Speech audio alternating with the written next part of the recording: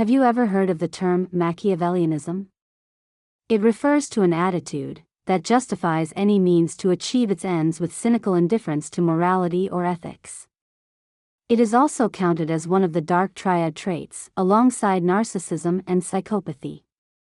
This term comes from Niccolò Machiavelli, a 16th-century Florentine political philosopher. His bad reputation is largely attributed to one of his books called The Prince, a political treatise on how a ruler can effectively acquire and maintain political power. Let us have a look at some of the notorious quotes. To maintain the state, it is often necessary to carry out actions against faith, humanity, and religion. Whether or not a ruler can maintain his state comes from cruelties badly used or well used. A prince can be more merciful with a few examples of cruelty than those with too much mercy that allow disorder to continue. The Prince contains a lot of such remarks that appear to lack morality, and some people may immediately find them disgusting. At the same time, his thought marked a pivotal turning point in the history of political philosophy that influenced later thinkers, and even today, his words are often cited in discussions of leadership. To what extent should we accept his opinions? How did he describe the world and humans in what context? What can we learn about leadership and human psychology?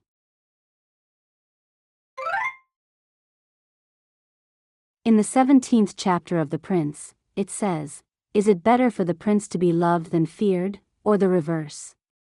One would want to be both, but because it is difficult to put them together, it is much safer to be feared than loved." He meant that a ruler who is loved but not feared cannot have enough grip on power to maintain it. In times of peace, citizens express their loyalty to a beloved and respected ruler. However, Machiavelli wrote, generally, people are ungrateful, fickle, pretenders and dissemblers, evaders of danger, and eager for gain. People have less hesitation to offend one who they love than one who makes themselves feared. People are essentially wicked. Since love is held by a chain of obligation, it is broken at every opportunity for its own utility, but fear is held by a dread of punishment that never forsakes you. In short, a ruler has to seize concrete control over the citizens, and fear provides a more effective grip than love. Machiavelli adds, though, that the prince should not earn a grudge from people. Being feared and not being hated can go together very well. When harm is necessary to preserve the state, a ruler must act decisively without fear of a bad reputation, and have to do it all at once so as not to repeat it and earn hatred. On the other hand, benefits should be done continuously and little by little, since people easily forget a favor. Anyway, the prince doesn't have to acquire love, but should make himself feared and avoid hatred.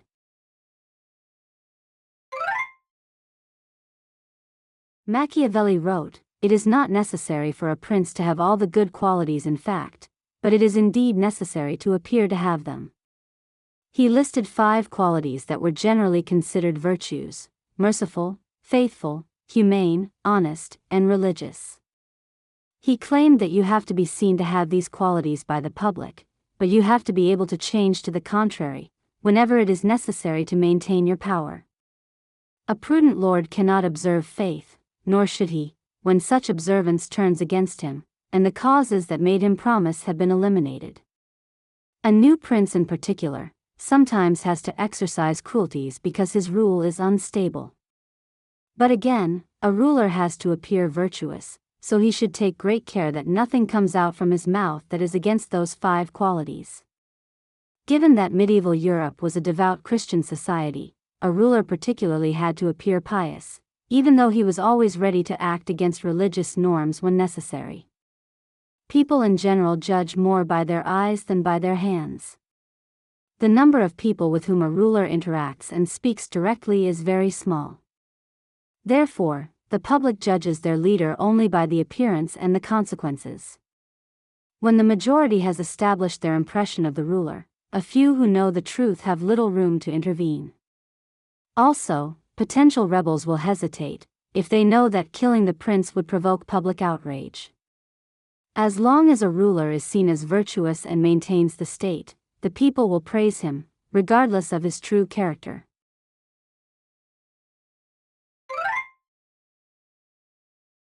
Machiavelli is often regarded as the inventor of plots and conspiracies for his statements in The Prince, but does he really deserve this notorious reputation? To examine this question, we need to take into account the context in which the book was written. Considering the backgrounds and the intentions of the text is important in reading any classics.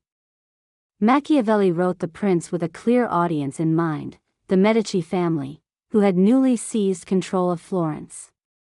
More generally, it was written for a new ruler who took territory and power from the existing lord. In other words, Machiavelli is discussing how to maintain control over a territory where the previous ruler's influence still lingers, and the loyalty of the people has not been fully established.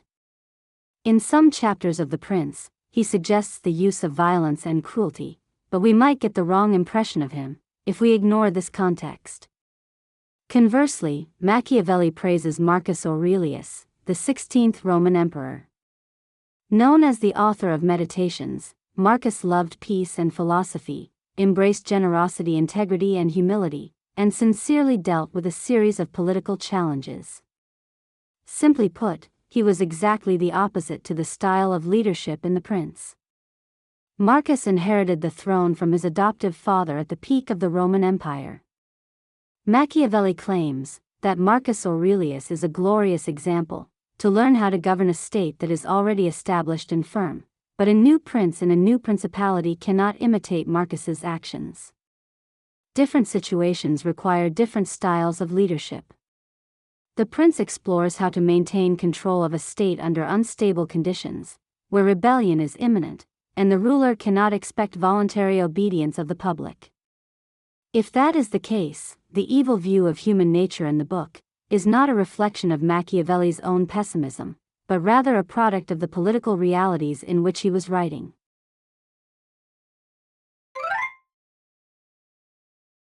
Niccolò Machiavelli is one of the representative thinkers of the Renaissance.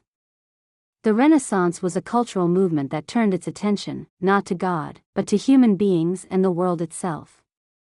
Previously in Europe, pursuit of knowledge had long meant interpreting the Bible.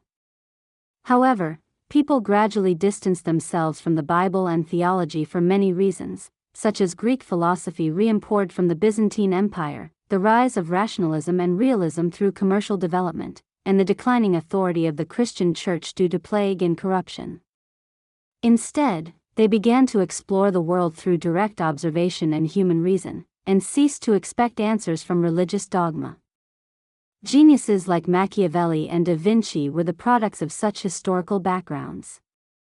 Political philosophy before Machiavelli discussed ideal portrayals of states and rulers that actually didn't exist. However, Machiavelli wrote, "My intention is to write something useful to whoever reads it, so it seems more appropriate to go directly to the effectual truth of the thing, than to the imagination of it." Many have discussed governments that have never been seen or known to exist in truth.